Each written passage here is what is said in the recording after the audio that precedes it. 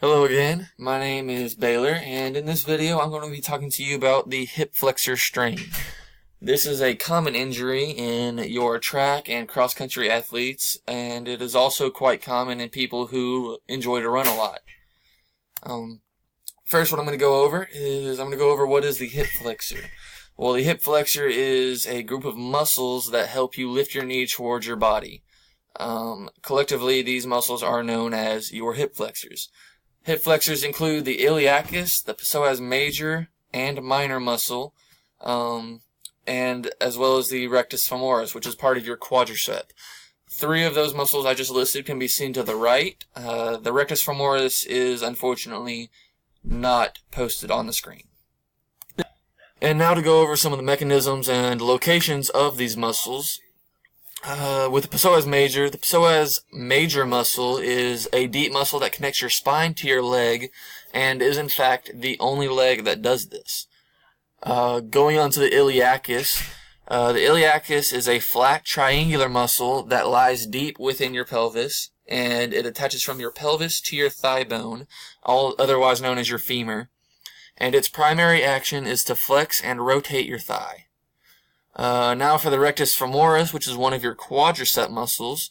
This muscle attaches to your pelvis and as well as your patellar tendon of your knee. Squats and lunges are performed by the rectus femoris. And last but not least, we have the pectineus.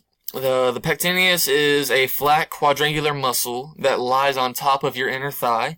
It's often referred to as your groin muscle, and its primary action is hip flexion, but it also rotates your thigh and adducts, which means to pull your legs together when the muscles contract.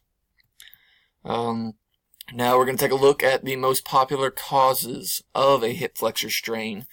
The three that you see on screen is going to be heavy activity on the left side, heavy activities such as dancing, martial arts, or running where the hip flexors are put under the most strain.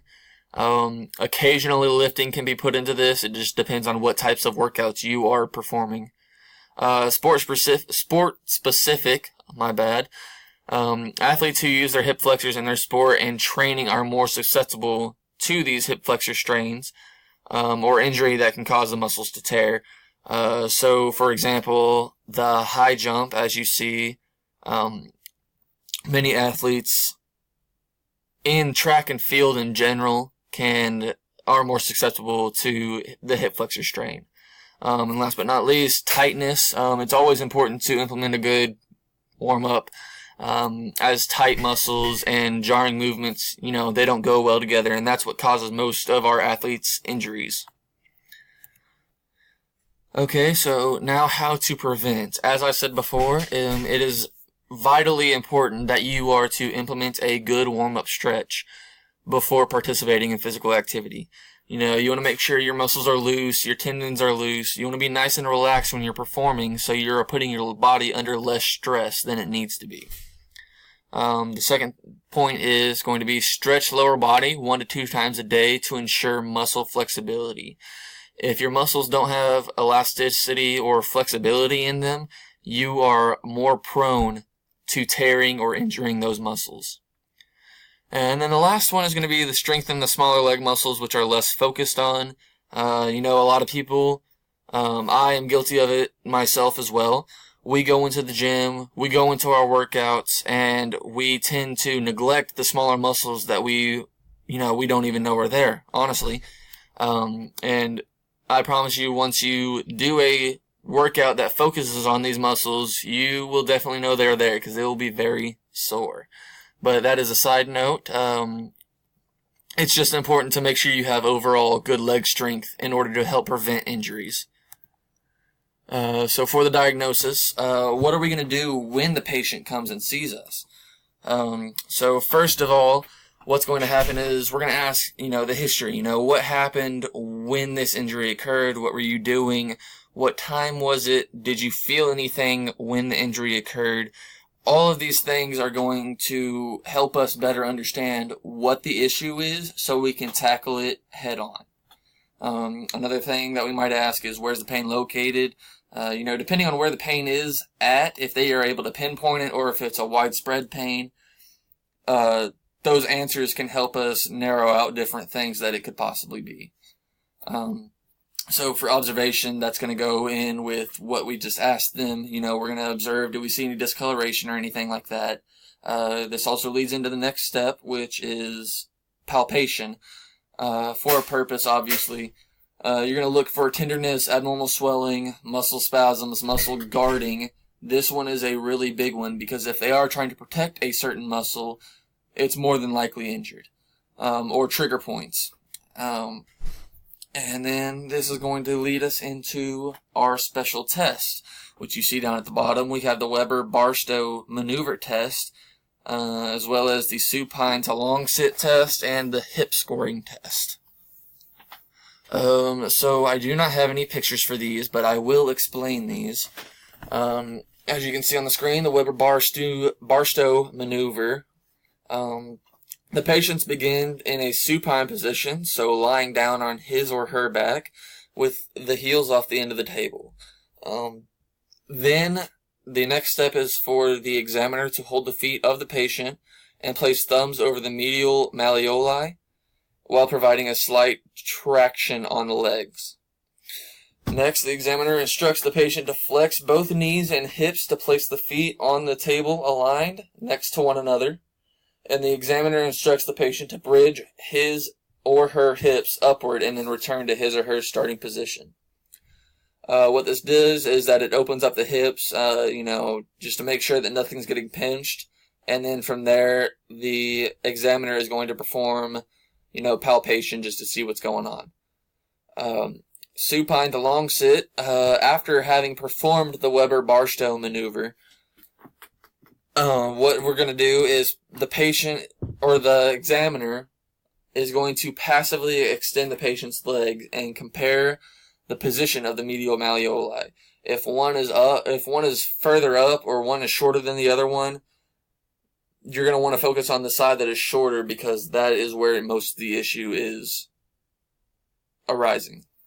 And finally, we're going to do the hip scoring test. Athlete is in the supine position, and the examiner is going to fully flex the athlete's hip and knee. The examiner applies a downward force along the femoral shaft while repeatedly externally and internally rotating the hip with multiple angles. A positive test would produce pain and suggest possible defect within the articular cartilage of the femur, as well as the acetabulum. So next we're going to get into the patient. The patient her name is Chelsea. She is a 19-year-old girl who has strained one of her hip flexors and it is giving her issues. She mentioned that while on her morning run, she noticed it started to tighten up and immediately felt discomfort and pain. So for the rehabilitation, I have a few exercises that we're going to be performing whenever she comes in and sees me, or she can do these at home as well. So the seated butterfly stretch, sitting in an upright position on the floor, place the soles of the feet together, letting the knees bend outwards, and then the heels should be pulled gently inwards, and the knees drop down further towards the floor. You want to hold the stretch for 10 to 30 seconds at least, or as long as comfortable. The pigeon pose, starting in the elevated plank position, the individual brings the left leg forward, so the knee is on the ground by the left hand. The right leg then slides back as far as possible, and then you need to hold the position and swap sides. Something that I might do for the athlete in order to help her recovery, to take less stress off those hip flexors, is a hip spica. This wrapping technique is used to prevent certain motions and provide further support for the hip after having injured or strained any flexors of the hip joint.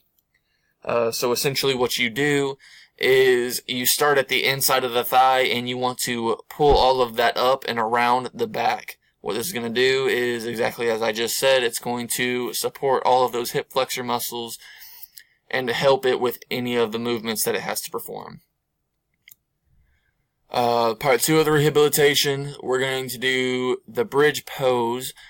To do this, you should lie on your back with your knees bent and feet on the floor.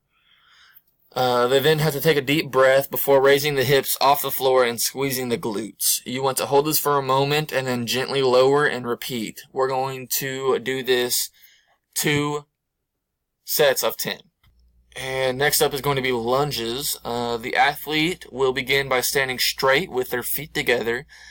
Then they shall take a step forward with the right foot, bending the knee and transferring the weight onto the leg before lowering their hips to the floor and holding that position for a moment. This should then be repeated on the other side. This will be performed for 2 sets of 10 reps each. Rehabilitation part 3 is going to consist of wall psoas hold as well as skater squats. For the holds, you're going to do the stretch. A person should start in a standing position, then bend their right knee, lifting the upper part of their leg towards the ceiling and balancing on the other foot. Then they should try to hold this position for 30 seconds before switching sides. This could be done either 2 to 3 times on each side. It all depends on the comfortableness of the patient. Next is going to be skater squats, and with their legs together, a person will bend their knees while keeping their back straight and their chest up. Once in the squat position, they should then lift each leg off the ground one at a time, stretching it out and pointing the toes while transferring the weight to the other side. And this is going to be the last step, the rehabilitation part 4. We are going to have 2 leg exercises, straight leg raises, as well as hip flexion. Now what we're going to do is going to be lying on your back, palms at either side, and a person should pull the left leg up and bend at the knee while keeping the foot on the floor. The right leg is extended up towards the ceiling without bending the knee, and you want to hold this stretch for a few seconds and then switch sides. This will also be performed 2 sets of 10 reps each. Now for hip flexion, this is the last one. Starting by lying flat on their backs with their legs straight, the athlete or patient will then slowly pull the knee of their right leg towards their chest as close as possible without straining the tendons or muscles. After slowly lowering the leg, the same is repeated on the opposite side. And with that is going to conclude the rehab for a hip flexor strain. Thank you for listening in, and I will catch you next time.